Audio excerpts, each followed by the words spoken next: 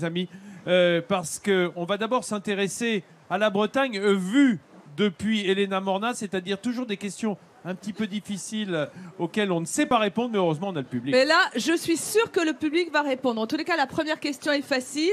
Toujours, pas de buzzer, mais vous levez la main et je vous donne le micro. Ou en tous les cas, autour de moi, on vous le donne. Marie Guerzaille est une personnalité ici en Bretagne. Savez-vous qui est Marie Guerzaille? Attends, on a Yann Kefelec, il connaît toutes les Bretonnes.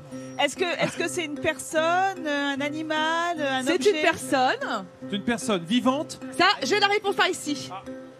Alors, vous appelez comment, monsieur? Guy. Alors, Guy, c'est qui? Marie Guerzaille, c'est qui?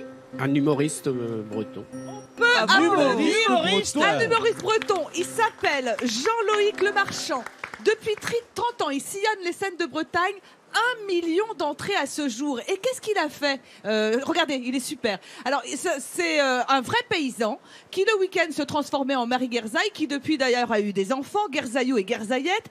Et alors, il fait des aventures extraordinaires. Et il a tellement de succès. Vous savez que ces spectacles sont pleins dans 2 ans. Et il monte sur scène avec des Il monte chèvres. sur scène avec ses animaux. Il a transformé son hangar agricole en scène de spectacle avec 150 fauteuils. Les réservations sont pleines pendant 2 ans. C'est un vrai succès. Et alors, il propose des journées entières, c'est-à-dire vous venez, premier spectacle à 9h30, balade dans le domaine, deuxième spectacle à 16h, et c'est un immense succès. Il s'appelle Jean-Loïc Lemarchand. Il faut absolument le voir. C'est une affaire de famille et on se marre. Voilà. Il y a une école du transformisme breton. Ouais. On pense notamment à Jean-Yves Lafesse avec Germaine Ledoux.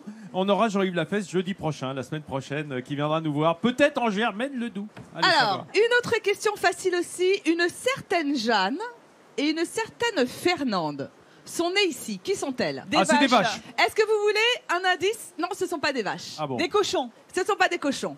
Des poules. Pas des poules. Un indice. Brassens. Alors, c'est des canards. Des cannes. Personne ne sait? Hein? Alors, je vais vous raconter l'histoire. Ouais. Ah oui. Jeanne, c'est la Jeanne.